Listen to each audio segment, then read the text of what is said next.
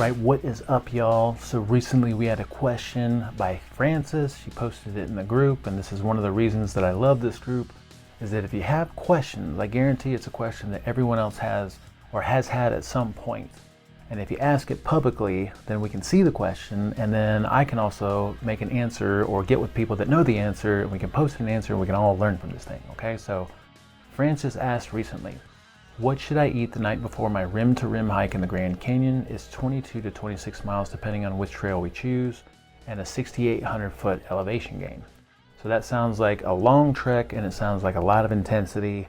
I've talked to Frances a couple times here recently about just hiking in general, and she's an athlete. I've done the Mount Charleston Peak round trip loop, which has been on average 22 to 24 miles. We've done that like probably 5 or 6 times.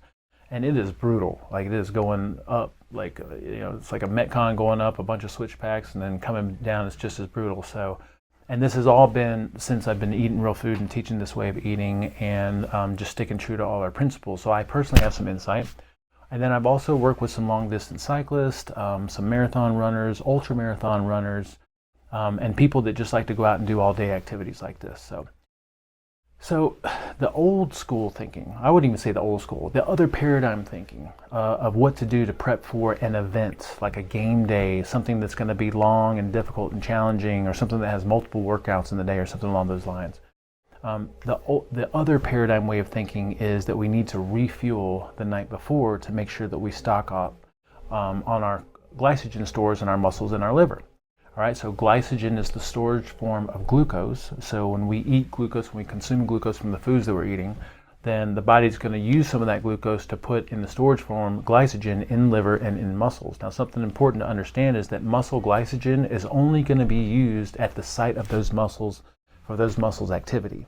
So my bicep muscle glycogen can't be used for total body energy or vital functions. But the liver glycogen can be used for vital functions and can be used for moment-to-moment or day-to-day energy if needed. Okay, so in the old paradigm, or I say old, in the other paradigm, which is very prevalent now, the other paradigm way of thinking.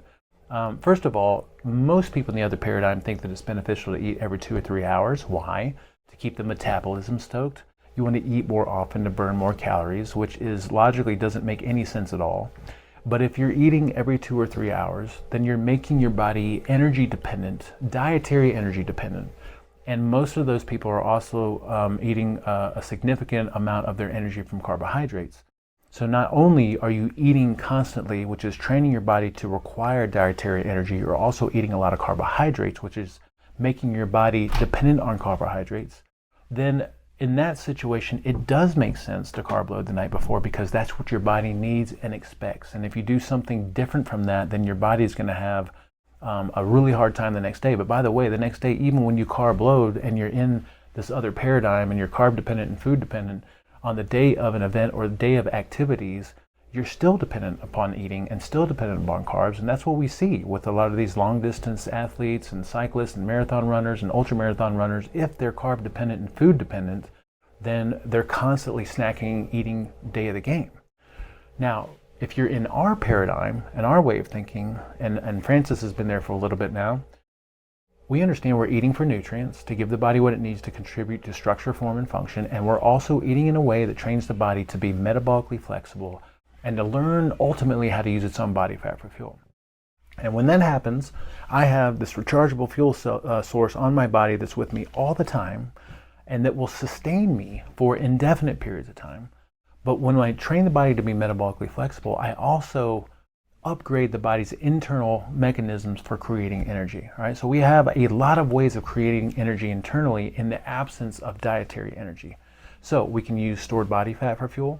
We can break down that stored body fat and turn it into ketone bodies, which is an alternative to carbohydrates or glucose in the absence of glucose, as we're breaking down body fat stores.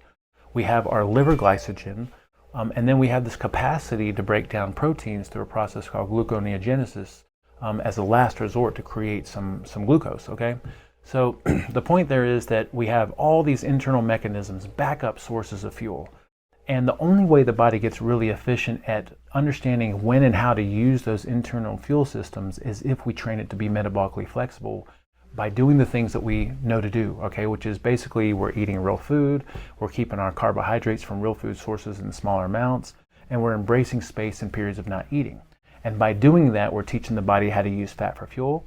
And by having that space in periods of not eating, we're teaching the body how to become really good at creating energy from these different internal fuel systems. Most of us, we probably understand, and I'm actually going to do a post here in the near future on an athlete protocol, that it's also beneficial to go into most workouts completely fasted. Fasted training enhances metabolic flexibility, it enhances body fat burning, and it enhances these internal energy creation systems. Fasting post-workout also does the same thing. So when we're in our paradigm, we're making the body extremely self-reliant, and the body should be able to deal with pretty much any situation, any activity level, as long as you're prepped with some backup stuff, okay? So to answer her question, we sat and talked it out. She said, yeah, so in previous years, she would always have like a big bowl of pasta or something like that the night before. And I told her, all you have to do now is just stick to a normal nutrient-dense meal, a balance of some animal foods, some vegetables and greens, a little bit of starch, a little bit of fruit, making sure you're using some appropriate fats. Don't change anything up about the way you do things normally in the evening. And then on game day, same thing. She said that she normally fasts first part of the day. So I said, go into this event completely fasted. Don't change up your normal routine, because that's not what the body's expecting. Going to this long excursion completely fasted, but have some backup food. So what we did talk about was, although most days we recommend choosing your number of meals and not snacking in between, this is a different situation. This is something where you're going to be walking non-stop. I mean, I don't know if she's doing this all in one day or if she's breaking it up, but she could potentially do this all in one day. But if you're being active all day long, then that's not a normal day. And so you can throw that whole, eating and main meals and having no snacks in between out the window. And then what I would recommend is go into this event fasted and then have some stuff on you so that as you get hungry, you can replenish yourself just a little bit. So this is where she probably would be it looks like snacking throughout the day versus sitting down and having some kind of a big meal. So she ran by me what she was bringing. I thought it was perfect. She's got like an apple, she's got some beef jerky, some pepperoni, some salami, some cheese. We got some fat-based energy there. We've got some proteins to help rebuild and repair the body. We've got some glucose for some quick energy if we want to. I told her you could also throw in the mix some Epic meat bars, some Laura bars. She's got a couple of cookies. So I think she's got a really good mix of things. And again, we're going to be super laxed about our normal rules about not snacking, and also super laxed about how much and when carbohydrates, because we're going to be using so much energy and doing so much intense activity that doesn't matter. But what does matter is that she has, and we have been doing the work beforehand to teach the body to be extremely self-reliant, to teach the body how to be energy flexible and to be able to create energy from these different internal mechanisms. And so that day of game, or if there's an unknown event or an unknown emergency, we can trust in our body's innate intelligence to be able to take care of itself and do a lot more than we would normally expect, and definitely more than the old paradigm or the other paradigm would expect the body to be. The other paradigm is babying the body. It's making it food dependent and carb dependent, and that's not what we're doing. So great question, Francis. Thank you so much. Again, questions benefit everyone. So if you got something on your mind and you want to ask me or someone else, make it public, and that way we can all learn a little bit of something from it, okay? So thank you so much. We'll talk to y'all soon.